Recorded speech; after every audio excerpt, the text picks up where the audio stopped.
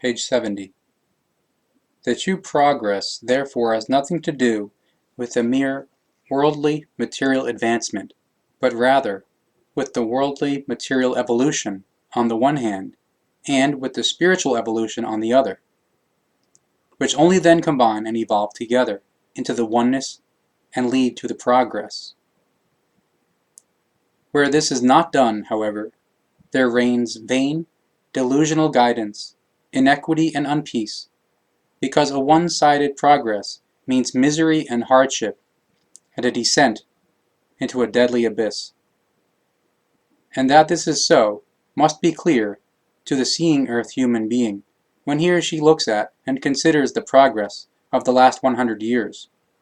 The powers affirming the progress of this time span have driven the humankind to the brink of ruin, because the progress striven for and developed was only of a purely worldly and material nature, and because the spiritual factor was fully neglected. The earth humankind has thus slipped into a deep abyss in which all bonds of the true creational regulation are demolished and destroyed. In order to be able to restore these bonds, the human beings must laboriously work their way back up from the slippery abyss of the destruction and of the death. But they are only then able to do this if they listen to the voices of the truth proclaimers and prophets of the new time and grasp and follow their teaching. Otherwise, woe to the humankind of the earth. But where do the actual causes of the decline of the humankind in the last hundreds of years lie? Maliciously, the human being neglected the truth of the creation, and indeed they even denied the activity of the creational laws and recommendations within themselves.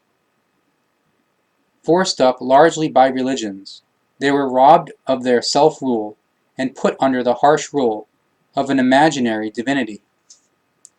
Deprived of their self-rule, they sought a substitute in their own achievement. An inevitable consequence, because the compulsion for one's own achievement is awakened in all places where a ruling power is set above a life form, even if this power is only of an imaginary kind, as in the case of the created divinity. And what lays closer to the human beings in order to fulfill their own achievement, when the knowledge of the consciousness-based values is taken away and forbidden to them, than simply the form of the material accomplishment, in the form of worldly and material progress? Inevitably, the earth human beings had to thus give in to the material at an increasing rate and forfeit the spiritual values. This one-sided attachment of the human beings to the material undoubtedly had to entail that the spiritual part in them withered fully, and up to the point of unrecognizability, and no longer received any attention.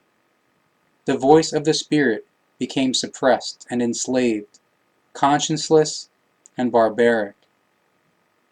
But this could not happen unpunished, because in every life form, the sense of creational fairness beats in the form of a conscience.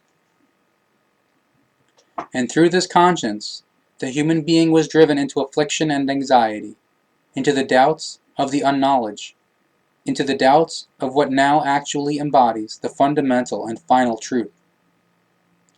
And since they were not able to find the fundamental truth and still cannot find it today, a new illness has thus left its mark on them, with the conceivably most evil effects which a life form can be befallen by: the destruction of the psyche, which is identically the same with the destruction of the consciousness.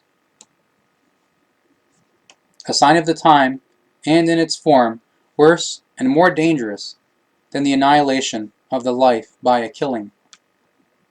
The sense of creational fairness in the form of the conscience is not to be destroyed and not to be killed, for the consciousness will never lose or become weary in this power.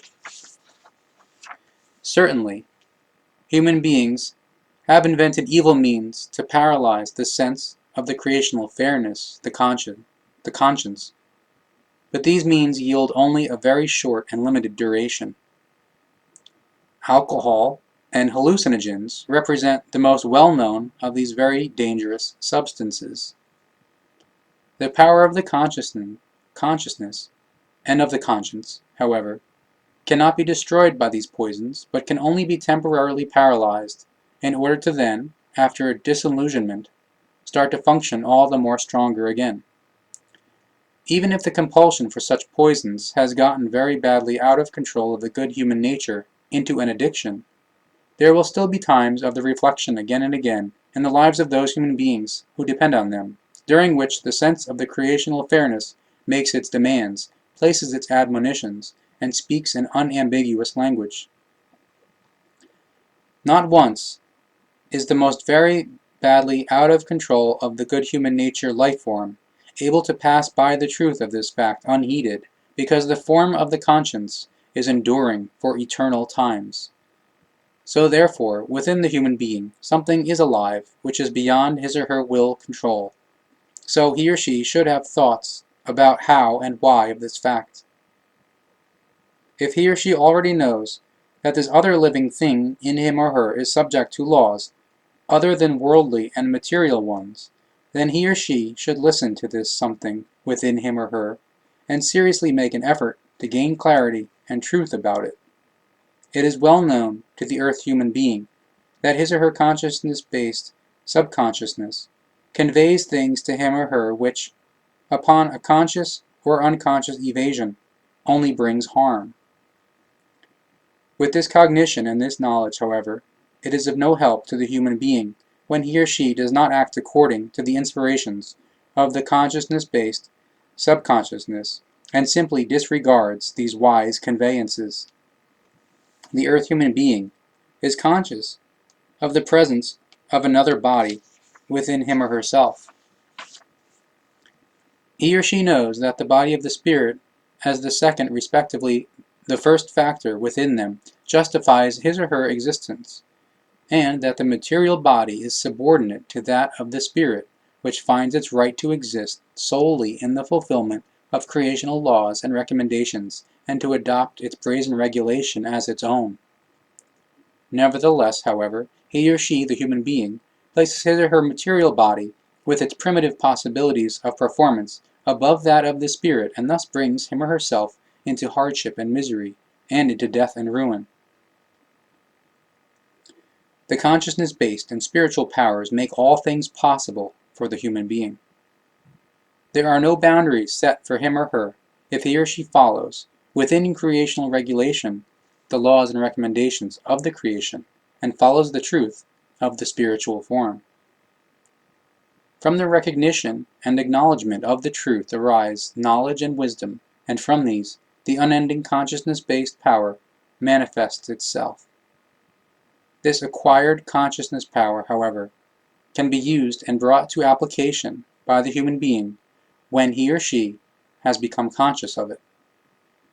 This means that he or she is able to apply and to use the consciousness power in a purposeful and controllable manner when he or she has become conscious of it. Human beings, however, who are able to unconsciously bring to use existing consciousness powers, are not conscious of the truth of these powers and live in consciousness-based unknowledge. Thus, clairvoyance and clairaudience, healing of illnesses, and other manifestations of consciousness power still do not mean that the human being exercises them, lives in spiritual truth, and follows the creational laws and recommendations according to their brazen regulation, because in many cases such capabilities are exercised without any spiritual truths. Human beings, however, who live in spiritual truth, and accordingly are able to exercise their consciousness powers and conscious wisdom, are only very few. These, however, do not put their acquired capabilities publicly on display worldwide, and they do not bring them to use for the acquisition of might or capital.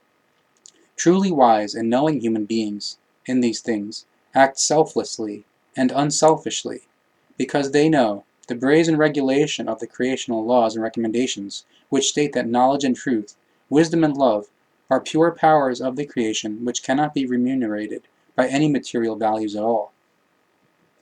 So, while the earth human being is, however, chained in religious irrational beliefs, and thereby presses the use of good and great consciousness powers into the realm of religious dogmas and miracles, the real wise ones and quote, spiritual ones thus bring their powers to use only in small circles, because only in this manner are they able to avoid the human religious delusional beliefs that their applied consciousness-based powers are not their very own and self-acquired capabilities, but the powers of an imaginary divinity.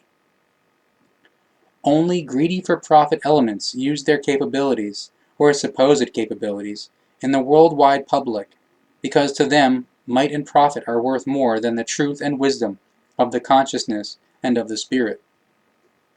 These, however, are also the ones who press the earth human beings even deeper into the dependency on religious irrational teachings, and make them even more dependent on in an imaginary God being without hope of rescue, and totally destroy and eliminate the last grain of the still possibly available self-ruling consciousness in the individual human beings who believe them.